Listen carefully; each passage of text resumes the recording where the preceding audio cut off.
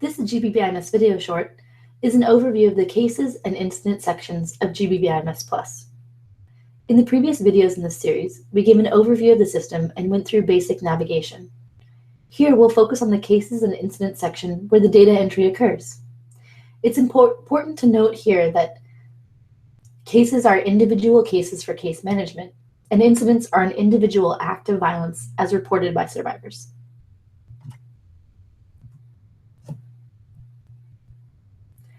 The GBVIMS+ forms in the cases and incidents section function just like paper-based forms. They hold the same information. Before we go in more depth into the cases and incidents sections individually, let's talk about the overall navigation. Once you are entering data, you'll see a left panel navigation list. This is how you navigate through the forms. The titles in the left navigation list are called form groups. If a form group has only one form, you can simply click on it and it will display the form. If it has more than one, you can click on the form group name or the expand icon to the right of the name to expand it and see all the forms in the group. Once the form group is expanded, you can then click on any one of the form names to enter into the chosen form. You'll most likely see these subforms when an action is commonly repeated. For example, follow-up visits, where there may be multiple. This allows you to add details for each follow-up visit. A field, or data field, is information within a form. Fields include examples like name, age, date of birth. There are a variety of field types, including text, which is a short comment, a text area, which is a longer comment box, a date, which pulls up a calendar, checkboxes, and tick boxes. There's also select dropdowns, multi-selects, where a user can select more than one answer, radio buttons, which are options that allow you up to 3 short choices, numeric values, and date ranges. Finally, there's also help text. This is an option within each field that will allow you to provide some guiding language to give the user a frame of reference for the proper answer, or how to come to a conclusion based on the information provided. Let's do a quick quiz. What are each of these field types?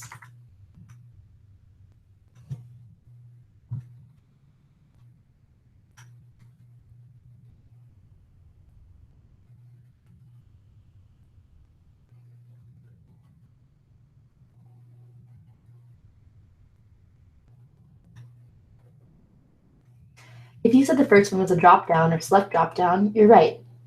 The second one was a date, and the third one was a text area. We can differentiate this from text because the box is expandable, and we know that because of the 3 lines in the bottom right corner. Now that we have the basic navigation down, we can go through each section. We'll start with cases. To create a new case, click on the Cases button on the navigation bar, and then click on New Case. The benefit of creating the case first and then the incident is that the incident will be pre-populated with the survivor code and other duplicated information from the corresponding case. There are 9 forms or form groups in the case section. We'll go through each.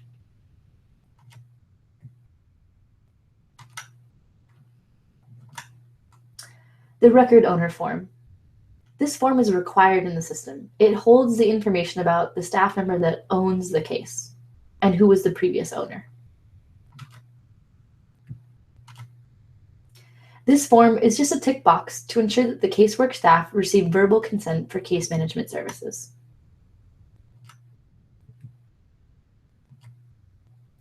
Next, we have the survivor information form. The survivor information form collects demographic information about the survivor, such as name, age, sex, country of origin, etc. The information on this form that is also on the intake form will be automatically populated there if you create an incident from inside this case. More on that latter point a bit later. Any information here that is not needed, for example, you may not collect information about religion in your setting, can be hidden. Additionally, the name can be entered here, but hidden from anyone besides the casework staff responsible for the case. Next, we have the survivor assessment. The survivor assessment form asks 3 questions about the survivor's profile, what happened to the survivor, and the survivor's main concerns.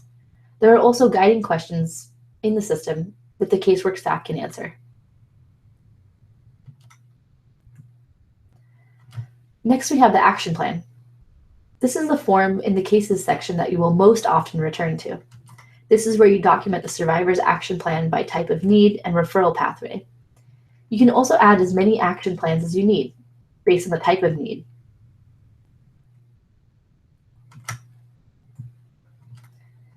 In the same form group, you can document follow-up visits, including the type of services, dates, action taken, plans for case closure, or additional visits.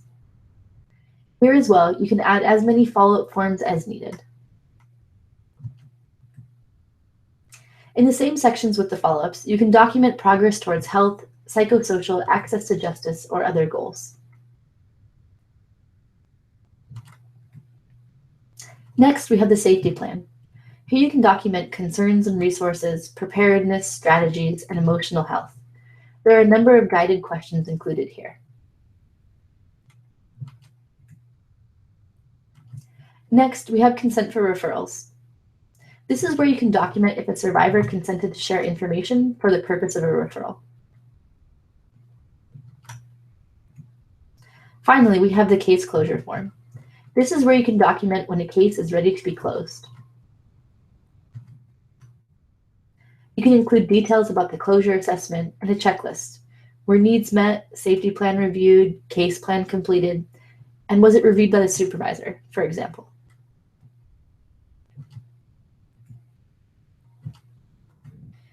Next, we have other documents. This is not a form, but an area where you can scan and upload documents for the case. For example, this might include the consent form if you decide to fill it out on paper. The important thing is to remember here not to include names.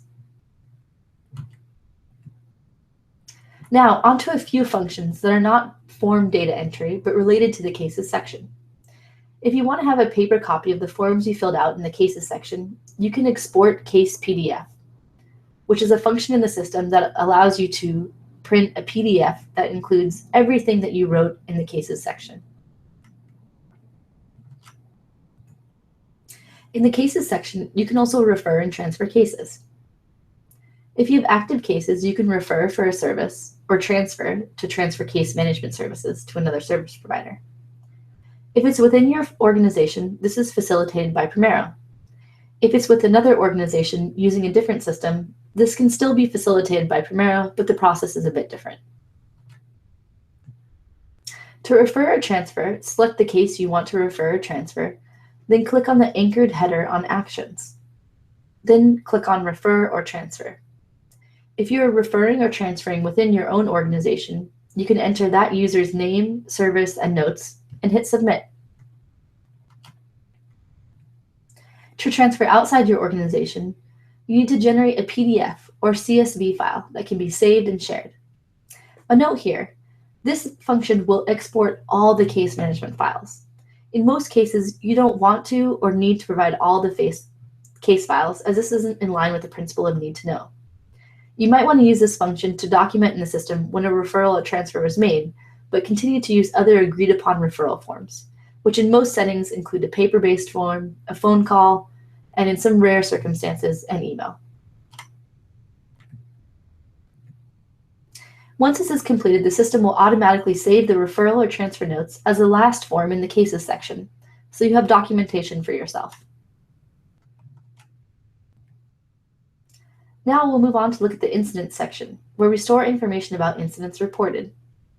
This is where the information from the GBVIMS intake form is stored.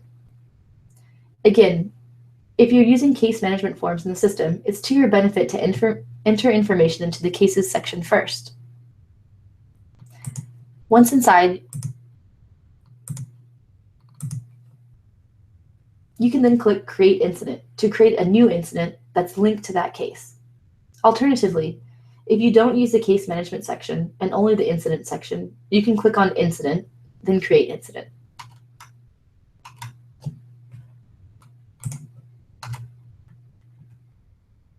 So what incident forms are in the GBVIMS Plus? The short answer is the GBVIMS intake form Plus. The Plus is additional information needed for GBVIMS Plus. Right now, it's broken into 6 group forms: record owner, GBV incident, type of violence, alleged perpetrator, and service referrals. We'll go briefly through each one. First, record owner. Again, this form is required in the system. It holds the information about what staff member owns the case and who is the previous owner.